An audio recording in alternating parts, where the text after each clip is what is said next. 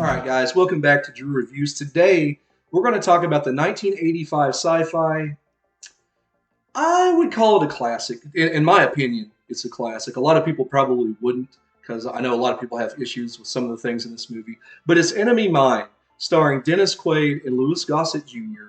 And this movie, to me, is a lot of fun, even though there's some really serious things going on in this movie. Let's get into the plot real briefly here. You basically got the humans in the year 2092 fighting this battle in space against the Drax. And they're this reptilian-like race. And basically, I believe they called them squatters in the movie of the universe. You know, they've gone in and they invade these places. And so we're trying to move them out. And so in the opening scene of our movie, there's this dogfight in space going on. It kind of reminds me of Star Wars in a lot of ways. A lot of this movie draws parallels to Star Wars. If there was blood and cussing in Star Wars, that is. But there's this dogfight, and Davidge, who's the character that Quaid portrays, shoots down Gossett's ship. His name is Jariba. I can't remember his last name. He's Jerry for the rest of this review. But he ends up shooting him down, but not before they end up entering this planet's atmosphere. And so they end up getting pulled in, and this planet's uncharted. And so they land in separate parts of this hostile, uncharted planet. And Davidge actually loses his navigator there. He dies, and so he buries him. And he goes looking for signs of life across this planet. And he comes to this pond, this down amongst these cliffs, and finds Jerry there and tries to kill him. But of course, it all goes awry. And Jerry ends up capturing him. And, you know, they're fighting, and this meteor shower hits, and, you know, they have to hit cover. And I like it from this point on until the third act of the movie. It's these two coexisting together in this inhospitable land. This is basically a movie from this point mostly on about tolerance, you know, and kind of like racial equality, actually. And, you know, for a movie that was made in 1985 when a lot of these things weren't going on, I mean, there was a Cold War still going on, but today this really hits home because, you know, there's a lot of racial tensions, and this movie hits on all those notes.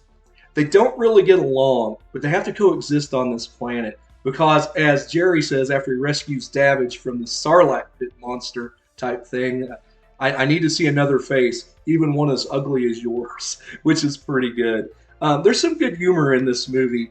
Of course, the Drax, they're more religious, and they're actually a more noble race than the humans are. You know, he's got his holy book around his neck. And so Davidge asks, you know, what are you reading? You know, your God is, you know, whatever. And he gets mad. Later on, there's this whole deal about Mickey Mouse and these words of wisdom. And Jerry says, who says that? You know, your God? No, Mickey Mouse. So there's this point where they're arguing together, and Jerry thinks Mickey Mouse is somebody that humans hold in high regard, like a god. And he says, your Mickey Mouse is one big stupid dope. As they're face to face. And Davidge ends up kind of chuckling and walking away. Really good stuff like that. Some pretty good humor in this movie. But yeah, I watched this, and I forgot about that Sarlacc pit monster. You know, it's very reminiscent to Return of the Jedi in that fact. You've got the Davidge, and he falls in this hole, and this big tentacle comes up and grabs him around the leg, and Jerry has to save him. And it's trying to pull him in, but this monster comes up out of the pit. It looks kind of like a Jim Henson, like, dragon or something. It was cool, but in a way, it was a little bit on the hokey side. You know, it was going to pull him in and eat him. But this whole middle part of the movie I love, where they're learning about each other's race. And there's this one great part where they're talking about their family lineage. It means a whole lot to Jerry's character, the alien. Because at one point it's found out that these aliens are asexual. And, you know, birth just happens. And he ends up getting pregnant while they're in this cave, you know, when it's wintertime, and they got meteor showers and everything. As he has this child, whose name's going to be Zamus. He eventually wants to take him back to the Drac world of Dracone, and he has to repeat the family line, the family lineage, for him to be accepted into their culture. And of course, spoilers here for a movie from 1985, but Jerry dies in childbirth. And so Davidge has to take him and raise him as his own. You know, this poor little Drac kid, 3 years pass, and these Dracs age quicker than we do. So, you know, by that point, you know, he's like a 7 or 8 year old kid, you know, in our time. And so he's a Drac, but he acts like a person, and he doesn't really want to be a Drac because he's never seen another one. But to me, the third act of this movie feels very rushed. I guess the studio heads didn't really understand. They thought audiences would think enemy mine, that there should be a mine in this movie. Not the enemy mind possessive as in my enemy. And so they did this whole subplot that's not in the original short story about these scavengers who come in, and they dig for ore in this planet, and they use the Drax as slave labor. And little Zamis, he gets away from Davidge and ends up getting captured by Brian James, who, of course, was in like Red Scorpion and in Blade Runner. Great character actor, great bad guy and everything. And him and his brother end up catching little Zamis and shooting Davidge and leaving him for dead. And of course, Davidge gets rescued and taken back. There's this great scene, some great satire, where they think he's dead and they're getting ready to give him a burial at sea. The guy going down the conveyor belt before him, this guy's agnostic. Okay, don't play any music, as we shoot him out. And then as Davidge is getting ready to go, he ends up waking up. And from that point on, he ends up getting a ship, going back to the Drac planet, going to that mine, fighting these bad guys, and getting Zamis back. But that whole thing, they did all this in one act of a movie. That whole thing probably could have been its own movie, if they'd fleshed that out. And it just feels really rushed. He doesn't spend any time, back with the humans. And then, everything inside the mine feels really rushed. And there could have been more character development there. To me, that's where this movie kind of fails, is in that third act. I don't hate it. I don't think it's terrible. I just think it could have been done better. This probably would have been better as like a 5-part miniseries or something rather than a full-length feature film, to get all those ideas and space them out the way they needed to be. But as far as bad things in this movie, to me, the score is just kind of so-so. In a movie like this, you need that big John Williams Star Wars score, and it's just really uneven as far as that goes. The Sarlacc pit creature, like I said, reminded me of a Jim Henson type thing. The third act is really rushed, so it does have its problems, but there are so many great things to champion about this movie. The underlying theme of friendship and tolerance is great, and I wish this whole movie was just like those first two acts because it's so good. The matte paintings in this are spectacular for the most part. There's a couple of dodgy looking ones, but there's a scene Davidge and Jerry are on this cliff face and they're in silhouette and the sun's coming up. Kind of reminds me of that Lion King scene there. But of course, Jerry is facing toward the sun and praying. And there's some great acting there. You look in Dennis Quaid's eyes and he's just so good. His eyes tearing over as he's learning Jerry's language and learning, how to read his book. Of course, Jerry learns English as well. That part of the story is just told so well. And I wish there was more of that in this actual movie.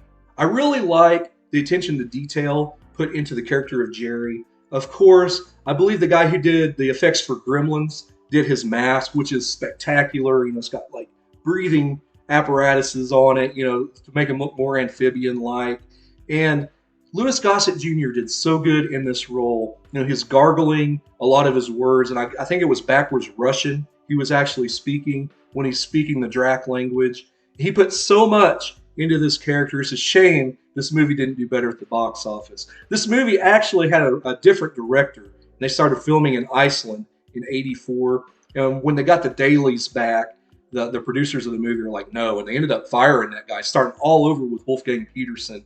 And I love the sets that he created in this world because a lot of this, other than the parts where Davidge is running across like the desert, was filmed inside these sets in Munich, Germany. And it looks otherworldly. I just absolutely love it. I think that's why they fired that guy, because it looked just like here on Earth. This really transports you to that world wherever they were.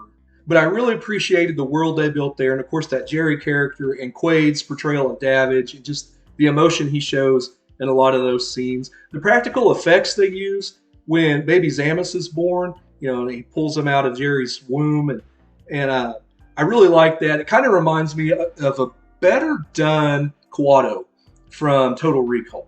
How it's all animatronic, but it was just done so well. Overall, I'm going to give Enemy Mine a 7.4 out of 10. I don't think it's quite a 7.5.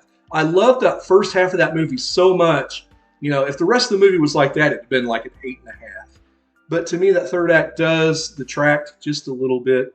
This movie, I can actually remember my mom in the mid 80s renting this.